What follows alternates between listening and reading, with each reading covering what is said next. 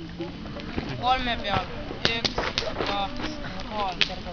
Saunatagadi ääres mängis Miku Manniga. Püüdsid väikseid konnapoegi lõhki löödud panniga ja panniga.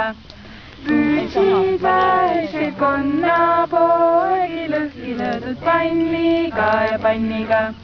Kuule, Miku, ütles Manni, eks see ole kena konn. Ta viis selle suure konna, väike sugulane on ja on ja on. Ta viis selle suure konna, väike sugulane on ja on ja on. Rumal Manni vastas Miku, ei see ole päris konn. Suurel konnal 4 jalga, sellel ainult saba on ja on ja on. Suurel konnal 4 jalga, sellel ainult saba on ja on ja on. Sellest tõusid